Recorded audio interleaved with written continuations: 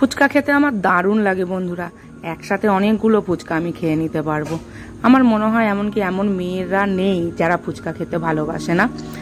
মেলায় গিয়ে তার দেখো এক চুলো কম হলো না বন্ধুরা। ঠিক খুঁজে খুঁজে একটা ভালো ফুচকার স্টল দেখে আমি ফুচকা খাওয়া শুরু করলাম।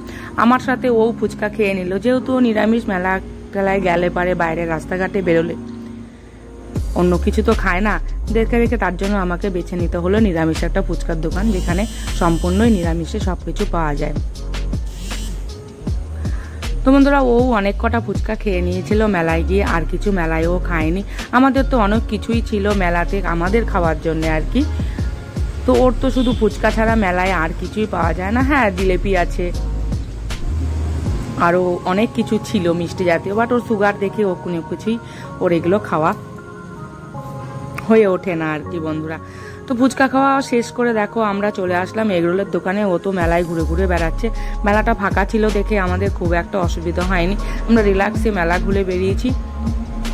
আর দেখো সবাই মিলে, ভাগ্নি আছে, ছেলে আছে, ভাইপো আছে, সবাই মিলে আমরা বসে পড়লাম এগরোলের দোকানে। তো এগরোলের দোকানে অর্ডার দেওয়াতে অনেক কটা ছিল, 5টা আমাদের এগরোল অর্ডার দেওয়া হয়েছিল। তো সেই কারণে আমাদের এগরোলটা দিতেও দেরি হচ্ছিল বন্ধুরা। বাইরের আরও এগরোলের দোকান ছিল, তো সেইগুলো বন্ধুরা খুব একটা ভালো ছিল না। এও আমাদের চেনা, যেহেতু বাড়ির পাশে আমাদের মেলা হচ্ছে, তো চেনাশোনা সবাই এখানে এসে দোকান দিয়েছে। তো সেই কারণে আমরা চেনা দোকানগুলোতেই গেছি, কেননা অন্যান্য দোকানে গেলে সেই তো একঘেয়েমি, ও কি বাজে এগরোল, ওরে বাপ রে বাপ। তাই চেনা দোকান থেকে আমরা এখানে বসে এগরোল খেলাম। আমার ভাগ্নি তো বলছে, হ্যাঁ মামি এর দোকানের এগরোলটা খুব ভালো হয়েছে, তুমি খেয়ে দেখো। সুতরাং ওদেরকে দেওয়ার পরে আমি এগরোলটা খাওয়া শুরু করলাম। খেয়ে দেখলাম না বন্ধুরা খুবই ভালো ছিল এগরোলটা। এই এগরোল খাওয়ার পরে আমার তো বন্ধুরা এত পেট ভরে গেল যে আমি আর অন্য কিছুই আর খেতে পারছিলাম না, অন্য কিছু আর খেতে চাইছিলামও না। মেলায় গিয়ে ভাবি যে অনেক কিছু খাবো বন্ধুরা, কিন্তু খুব একটা কিছু খাওয়া হয়ে ওঠে না।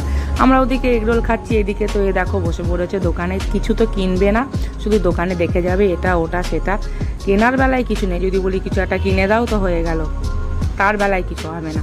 তো শুধু জিনিস দেখেই যাবে দেখেই যাবে। হ্যাঁ, আমাদের ফুচকা এগরোলটা ওই খাইয়েছে, সেটা মিথ্যে কথা বলবো না বন্ধুরা। দিয়ে আমাদের এগরোলের দোকানে বসিয়ে দিয়ে এ তো বসে গেছে দেখো এইসব জিনিস দেখতে।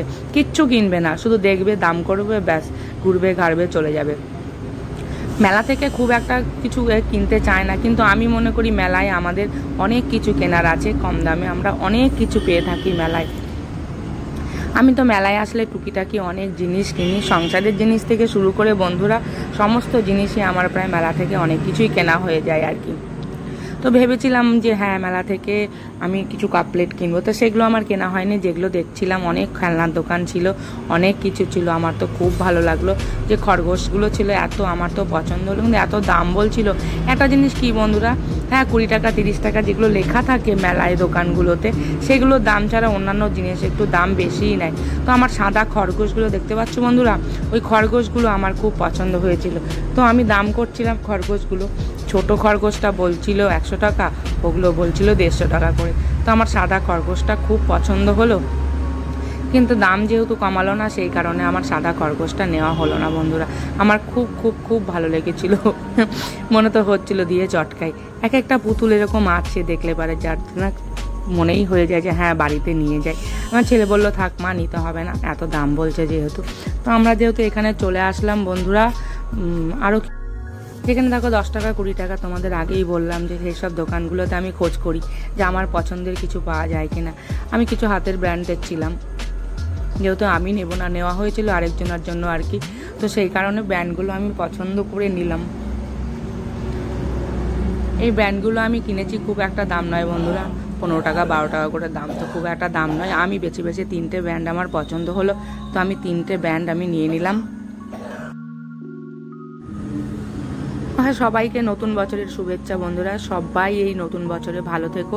আমরা যেহেতু বাঙালি কালচার থেকে তো আমরা বেরোতে পারবো না বন্ধুরা, সবাইকে নতুন বছরের শুভেচ্ছা জানাচ্ছি। সবাই খুব সুস্থ থাকো, ভালো থাকো। আমার ভিডিওগুলো অবশ্যই অবশ্যই দেখো। ভগবানের কাছেও আমি এটাই প্রার্থনা করি বন্ধুরা, যে যে যেখানে আছে সবাই সবার মতন সুস্থ থাকুক, খুব ভালো থাকুক। খুব শিগগিরই একটা নতুন ব্লগ নিয়ে তোমাদের সামনে আসবো বন্ধুরা। আজকের মতো এখানেই শেষ করছি বন্ধুরা, টাটা।